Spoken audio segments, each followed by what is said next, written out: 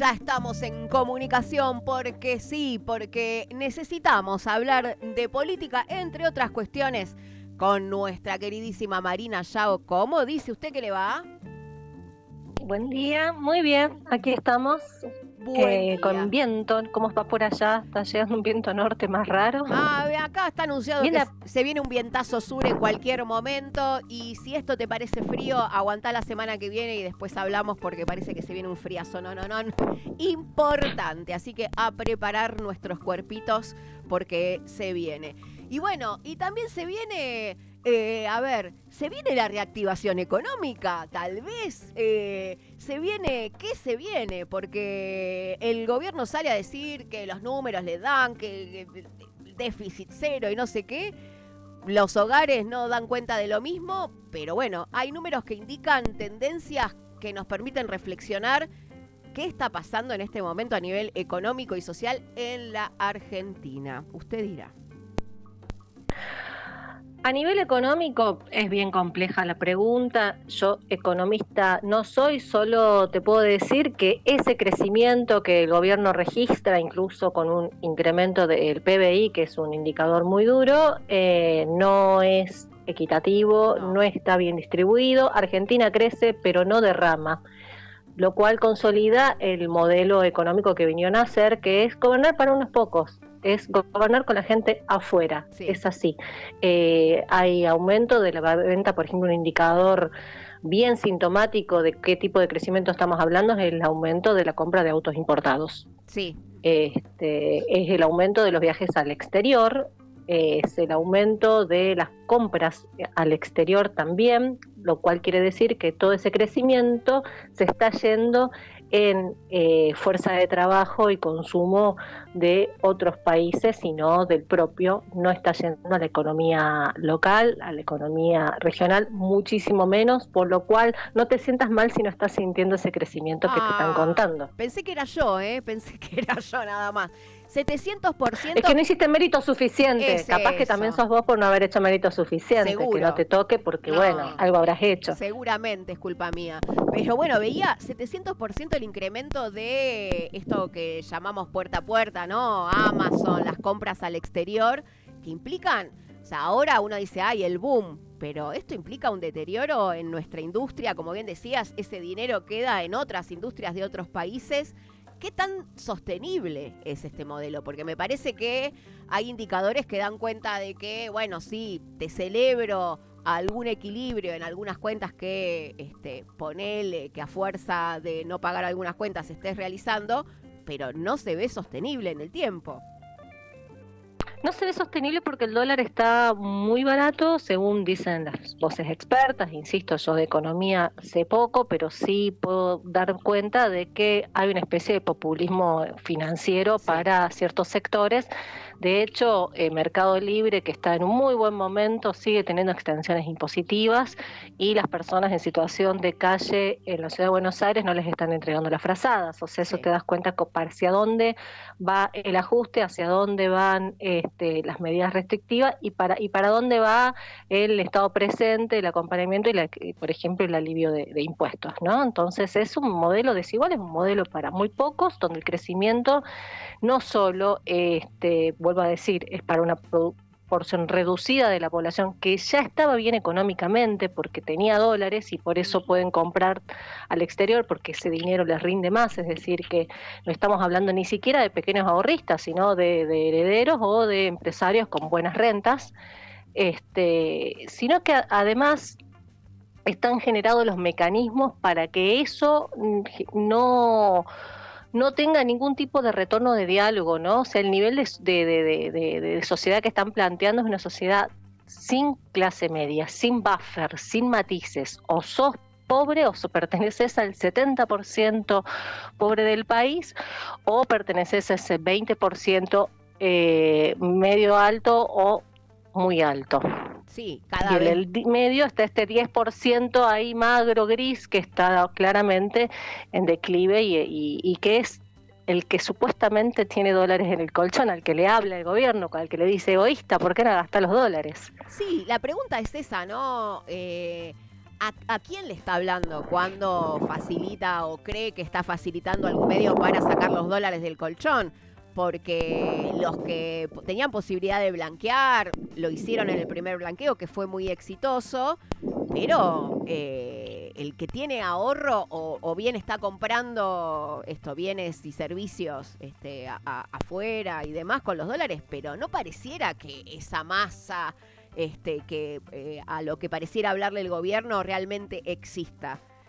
No sé dónde estaría, digamos, ¿no? O quien tiene la posibilidad se va, hace un viaje al exterior, qué sé yo. Pero esa sensación, ese desdibujo de la percepción de que somos clase media, yo creo que ya no somos clase media. Se ha ido desdibujando bastante y, como bien decís, este modelo propone borrarlo directamente. Bueno, hay un estudio bastante interesante reciente de Suban Córdoba. A ver, el discurso de los dólares en el colchón duró poco, ¿no? Les duró una semana al gobierno. Sin embargo, no obstante, ahí Suban Córdoba, la consultora que dirige Gustavo Córdoba, hizo una encuesta justamente bajo la premisa tus dólares, tu decisión, porque lo que sostiene es que así todos los tuvieran, que no los tienen a esos dólares, no hay el marco de confianza como para poner las manos en el fuego por este modelo, es decir, que ese porcentaje que tiene ahorros, muy pocos están dispuestos realmente a blanquearlo en los términos que el gobierno los está proponiendo, y de ninguna manera van a gastarlo solo porque se los está pidiendo el gobierno. En este país donde tuvimos corralitos, donde tuvimos un montón de devaluaciones, el ahorro tiene que ver con una forma de salvaguardar ante situaciones particulares y especiales. O sea, el pequeño ahorrista, el de la clase media, al que el gobierno pretende zarparle el colchón, vamos a decirlo así, no es bobo, no come vidrio. Primero, porque ese ahorro le costó, y segundo, porque el bolsillo en ese punto no es bobo, es un órgano muy sensible al clima de época. Por lo tanto, porque el gobierno le diga salir a gastarlo no quiere decir que lo van a hacer. Eso también es señal de una crisis de confianza en cuanto a cuánto puede durar este modelo, que tiene algunos tintes similares a la experiencia del menemismo, pero dista mucho, porque en el menemismo las empresas que había para vender, para sostener el dólar barato, eran empresas que eran rentables, eran empresas que eran interesantes para el mercado privado. Hoy eso no sucede, porque lo que quedan son algunos entes reguladores, estatales, intermediarios entre privados y públicos, con cierto nivel de complejidad por la cantidad de compromisos institucionales o de atravesamientos de organismos estatales dentro de esos entes. Por lo tanto, tampoco es que las joyas de la abuela son de oro puro. No. Bueno, le contamos a la audiencia que esta encuesta que habla Marina de Surban Córdoba preguntó: ¿usted tiene dólares en el colchón ahorrados? El 72,1 dijo no. El 19,9 dijo sí, el 8% no sabe, que no quiere contestar.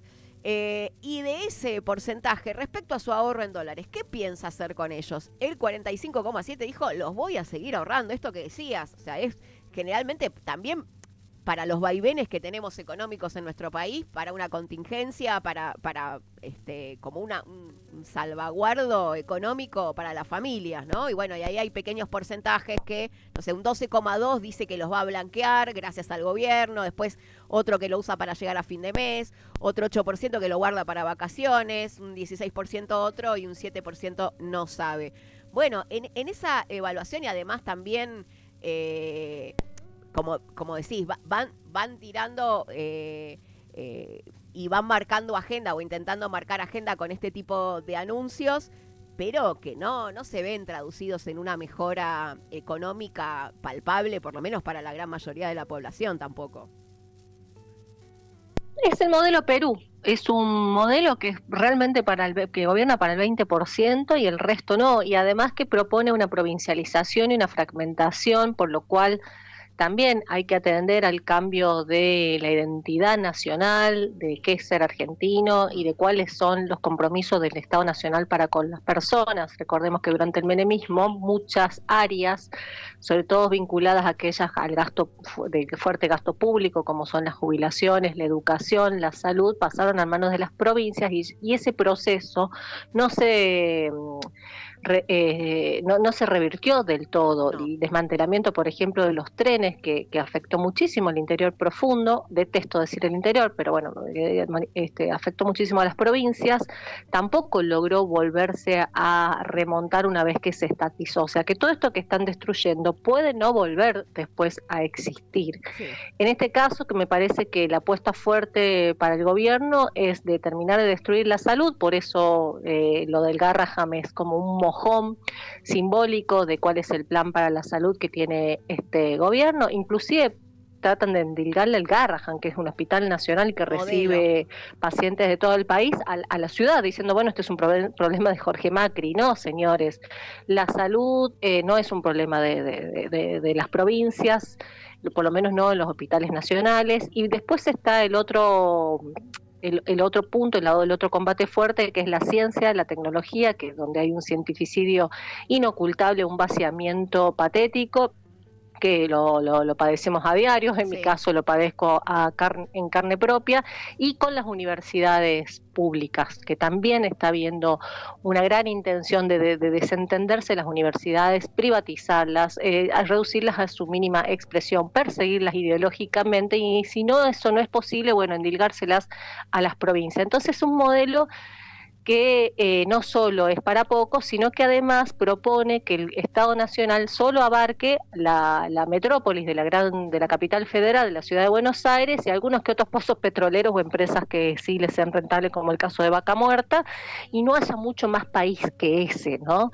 El abandono de la obra pública, el achicamiento de la coparticipación, la ruptura de los puentes de comunicación con los gobernadores. También los gobernadores, bueno, ahora han empezado como a tener algunas reacciones, pero sí, claramente también en cierto punto están perjudicados, porque en el corto plazo eso puede ser una oportunidad de mayor poder, porque pasás a gobernar una provincia mucho más autónoma y por lo tanto con menos compromisos, en cuanto en el caso de Córdoba, por ejemplo, que coparticipa, que entrega más de lo que recibe, digamos, en términos de coparticipación, porque es una provincia grande, muy productiva. Bueno, este esquema puede llegar a convenirle, pero las provincias que son Estado Nacional dependientes se encuentran en una situación de miserabilidad total, y eso lleva también a que haya grandes negocios espurios, por ejemplo, con las mineras o con grandes empresas que van ocupando el territorio, ¿no? Entonces, verdaderamente el escenario de la federalización y de qué es un país y qué es Argentina está siendo muy amenazado.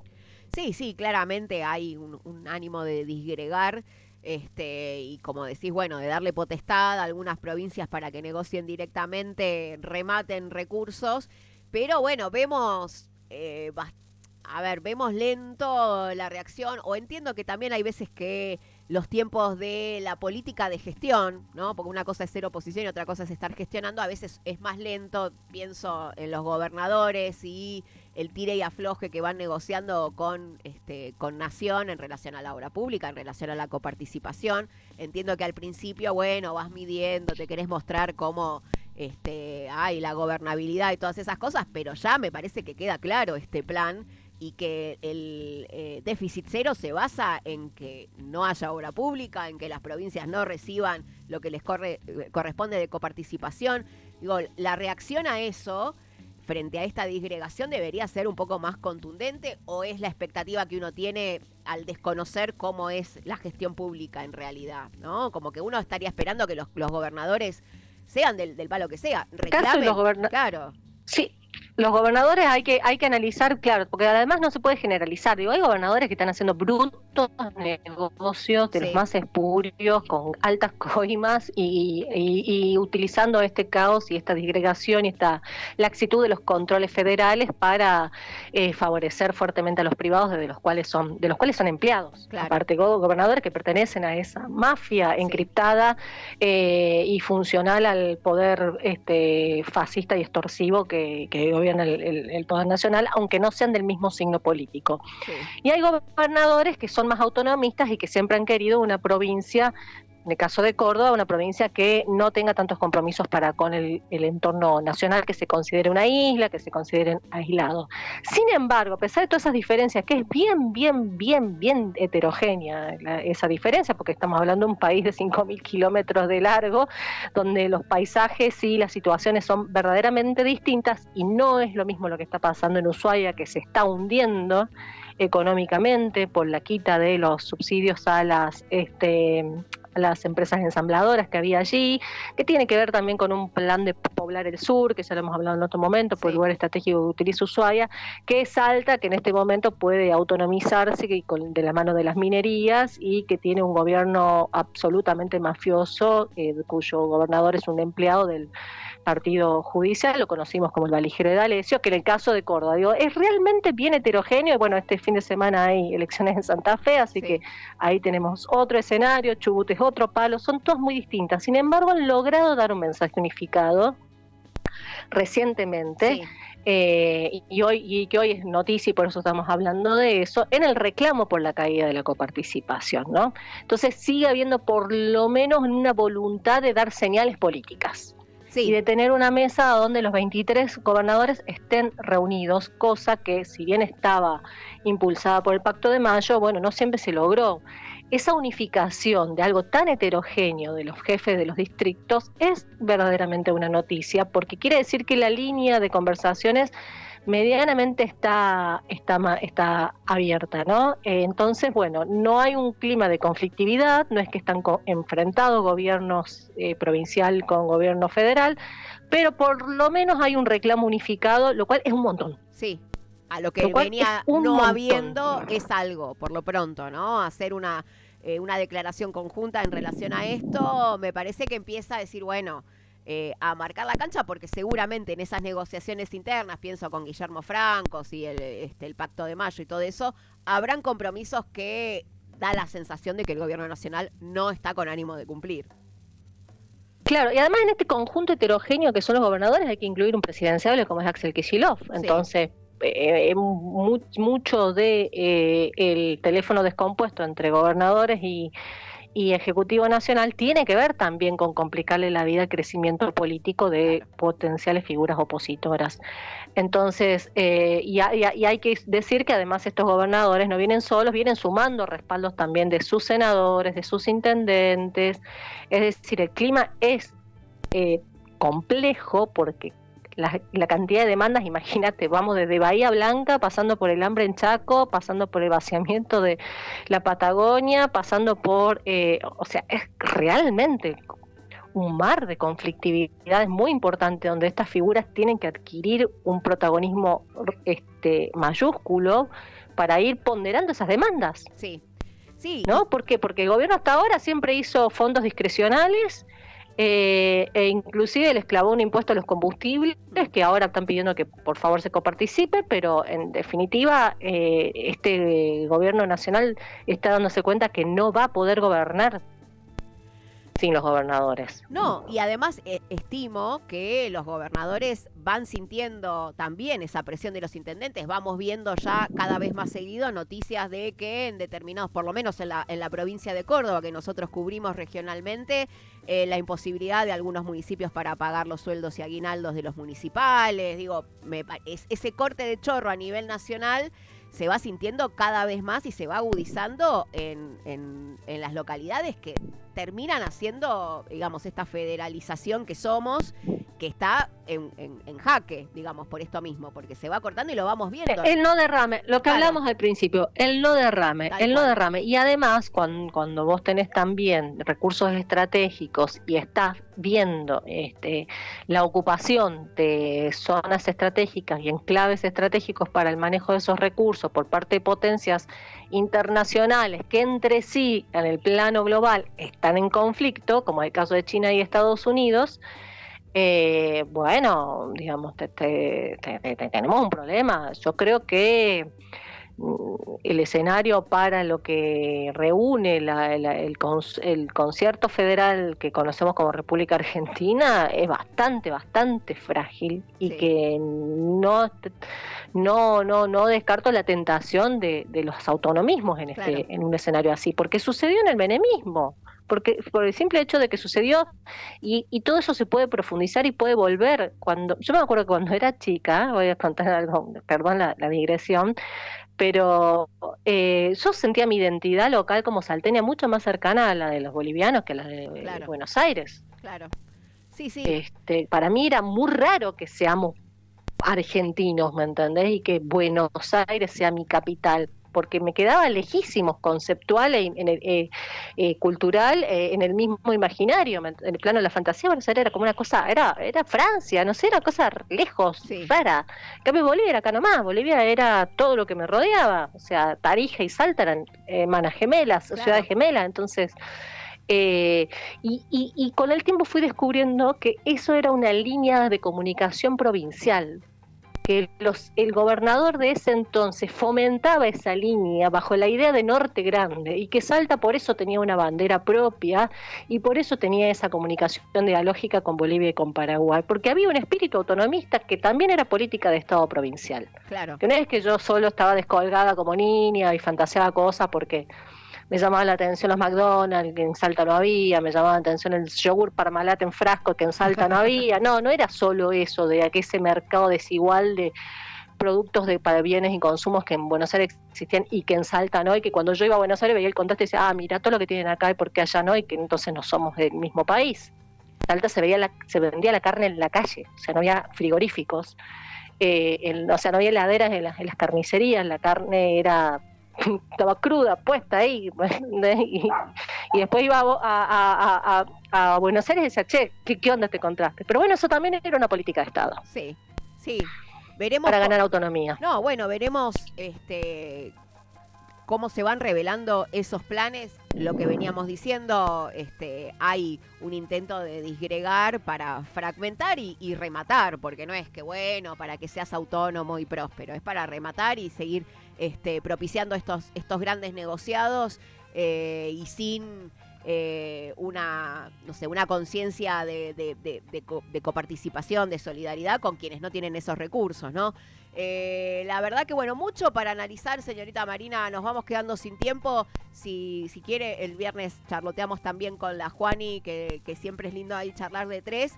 Y bueno, mucho dato también para seguir analizando y reflexionando sobre lo que se viene. Porque hay cosas que, si bien estamos en un momento bastante imprevisible a nivel geopolítica, a nivel humanidad, hay cosas que están diseñadas, hay un plan estratégico detrás de esto y lo vienen realizando también a rajatabla. Hay cosas que parecieran que son improvisadas y no lo son. Sin dudas, y con fechas, con nombres propios y con una prolijidad que aterroriza a veces en cuanto a cómo cumplen su propio calendario. Pero bueno, tenemos este finde elecciones en Rosario, sí, y el 19 de julio son los cierres de lista en provincia de Buenos Aires, así que vamos a hacerle una repasadita por ahí, que en este claroscuro, los monstruitos ahí están, sí, los monstruitos de claroscuro, y me parece que está bueno tratar de echarle algo de luz, como por lo menos para identificarlos. Ahí va, eso, identificándolos, está muy bueno. Gracias, Marina, como siempre. Hablar contigo siempre está buenísimo, analizar datos y todo, pero en la charla vamos reflexionando, y de eso se trata también nuestro ánimo, de que podamos ir reflexionando, que no nos pase por encima la información, sino que intentemos por lo menos comprender y qué podemos hacer desde nuestros lugares, a veces pareciera tan distantes, pero que seguramente también en la nutrición de la comunidad que somos, hay respuestas que también tenemos para dar. Así que bueno, en esa estamos. Un abrazo enorme, María. En esa estamos. Dale, gracias. Un abrazo. Gracias, chao. Gracias.